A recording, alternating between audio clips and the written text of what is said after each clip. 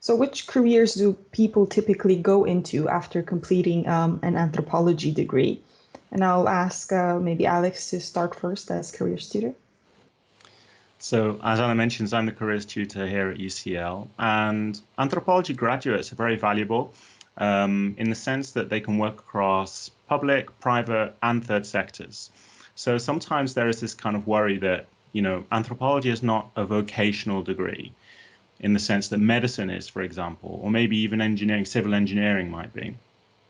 The anthropology degree, of course, trains you to become an academic anthropologist or an academic in another discipline. But sometimes people have this worry that, is it specific enough? Will it kind of lead to something? Is there a clear pathway?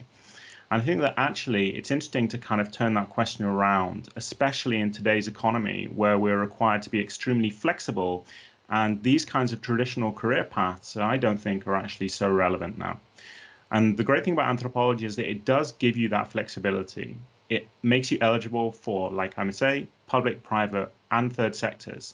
And that's because it emphasizes really core skills that all those sectors find important on a very day-to-day basis. So, without getting into your discipline-specific knowledge, the critical analysis, the problem solving, the high level of writing skills, and of course, the qualitative research skills that we bring and that you will be trained in at UCL Anthropology. How to ask those questions that we were talking about a few minutes ago. How do you go about doing them? When you're out in the field, as we say, when you're engaging with people, when you're building relationships, how do you actually go about asking questions in a proper, ethical, and sustainable manner? Okay, so this is something that we train people in, and something that absolutely underpins that is the idea of reflexivity. So as anthropologists, and I think Laura mentioned this, and it's common actually to a lot of people that go through an undergraduate anthropology program, one thing they commonly say at the end of it is, you'll never see the world the same way again. And it's true, because anthropology really invites you to question assumptions, to kind of understand very complex issues holistically on both an individual or even cultural and societal levels, and to kind of make connections between, as Martin was hinting at, and this is again something that differentiates us, I think, from psychology.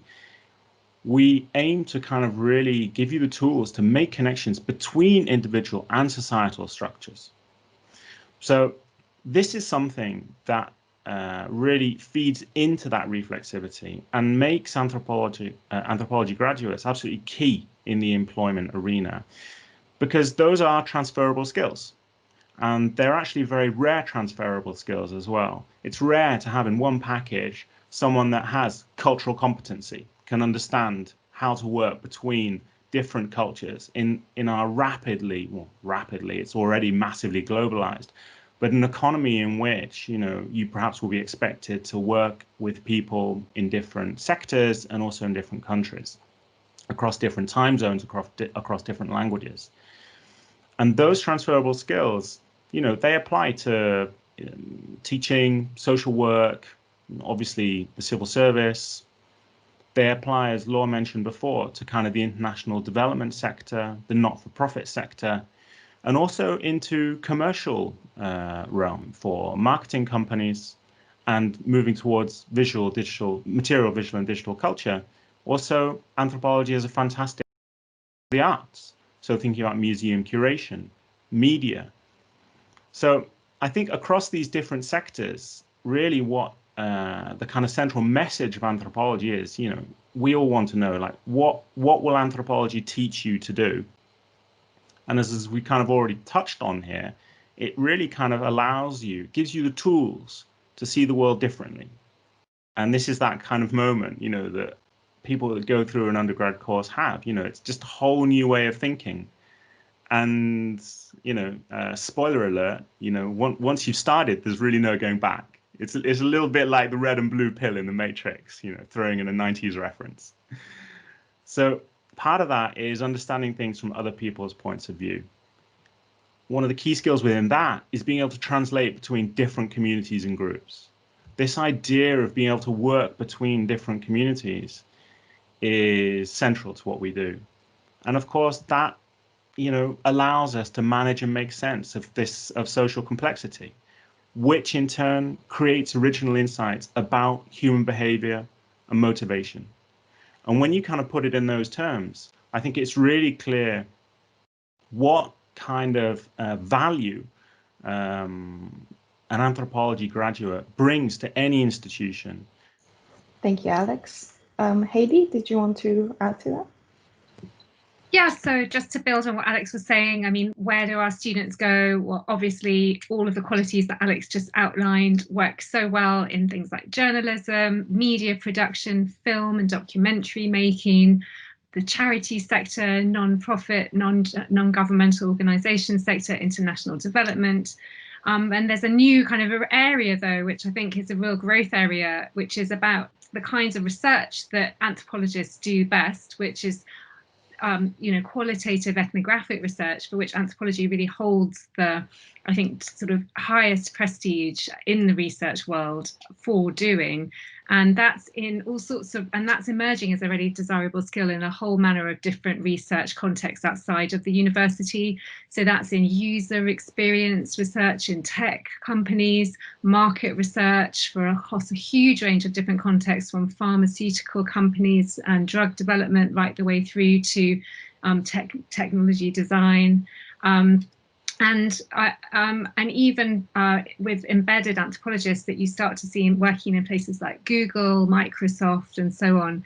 And actually, there's a new kind of profession for anthropologists with job titles like digital anthropologists that you'll start to see advertised more and more.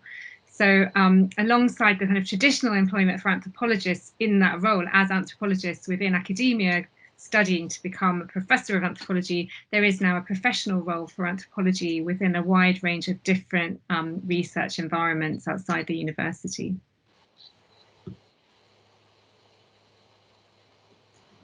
Thank you, Heidi. Martin?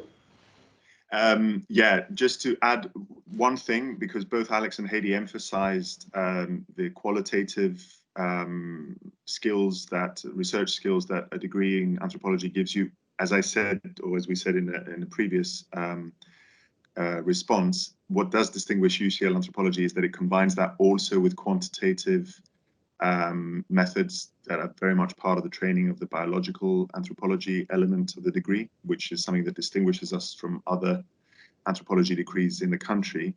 And from the point of view of employability, I think there's a very high premium on that. The ability to, I mean, Alex mentioned complexity. Many of the kinds of tasks that you need in different kinds of industries that both Alex and Heidi mentioned require a combination of qualitative and quantitative skills, and being comfortable in both of those arenas. And our students have that great advantage through having the kind of broad-based degree that we offer at UCL. Thank you. And Laura?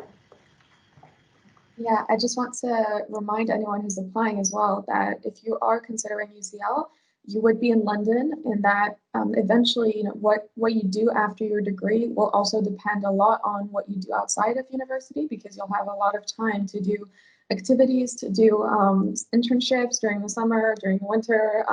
There's so many different part-time jobs that you could be doing. There are a lot of things that you can do to foster interests and to find new interests as well, and discover what you want to do after you graduate. So please keep that in mind as well, that there's always this fear that you won't have enough technical skills like you would after an engineering degree, but ultimately, once you graduate, you'll have all these other experiences and all these skills that you can learn through a number of other ways. Use online skill sessions if you want to learn coding, things like that. So please, consider all of this as a package for when you graduate, and don't just think that anthropology as a degree is the only thing that people will see and that you'll experience during your time at UCL. So yeah, please keep that in mind. Great. Thank you, everyone, for your answers.